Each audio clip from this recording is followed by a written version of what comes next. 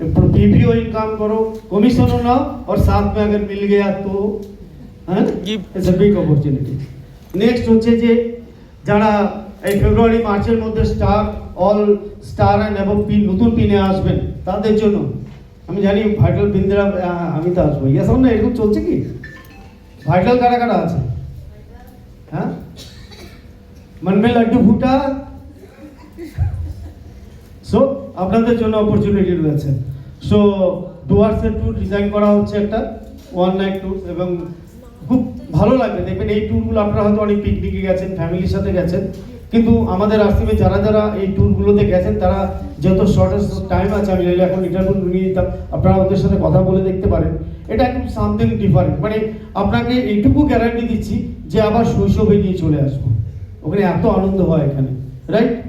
So একটা বিরাট বড় opportunity আপনাদের জন্য এবং the biggest thing is that all the new কামার যারা জানুয়ারি থেকে নতুন সাইনিং করেছে এবং ম্যাক্সিমাম ইগল পিন তাদের জন্য একটা বিরাট বড় সুযোগ সেটা হচ্ছে ডিসেম্বরের মধ্যে আইদার টেকনিক্যাল কোয়ালিফাই বা টেকনিক্যাল যে কোনো পিন অ্যাচিভ করলে একটা লাক্সারিয়াস ট্যুর গোয়াতে হতে যাচ্ছে।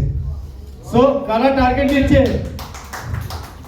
গোয়াতে বিন্দাস 3 নাইট 4 ডেজ ট্যুর উইথ সেখানে অ্যাজ এ স্পেশাল গেস্ট আমাদের এই ট্যুরে থাকবেন আরসিএম এর ভাগ্য বিধাতা বিসি ছাবড়া সাহেব বা সৌরভ অভিষেক ছাবড়া স্যার দুজন থাকবে একটা লাক্সারিয়াস হোটেলের ট্যুর হবে। সো এখনো 10 মাস সময় রয়েছে ট্রাই করুন। সো একটা মজার জিনিস বলি আপনাদের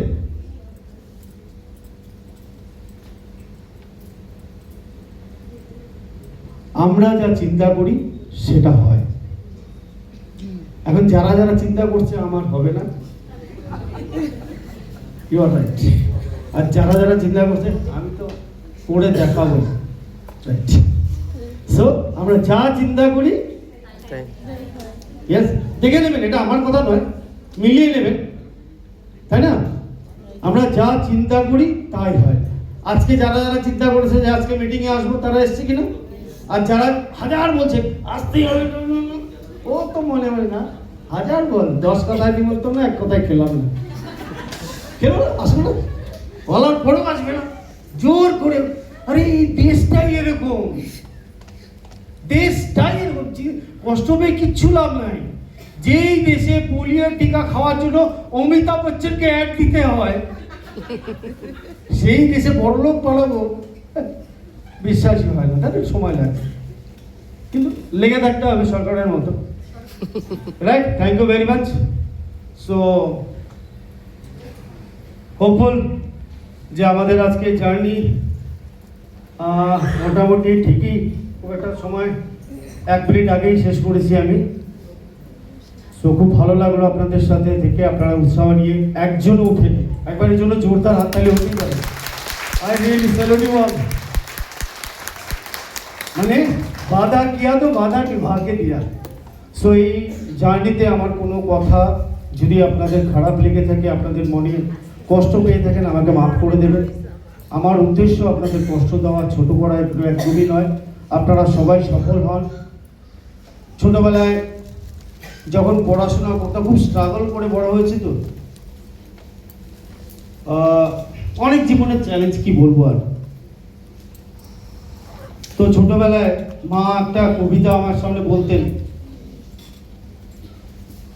যে কোনো কে লিখেছে আমি জানি না হয়তো আপনারা জানলে আমাকে বলবেন কিন্তু কবিতাটা মা বলতেন আর মনে এখানে খুব স্ট্রাগল অনেক কিছু গেছে আর কি। তো শুধু একটা ঘটনা বলি আমার ঠাকুরদা মারা যায় তো ঠাকুরদারা মোটামুটি বড়লোক ছিল আর কি।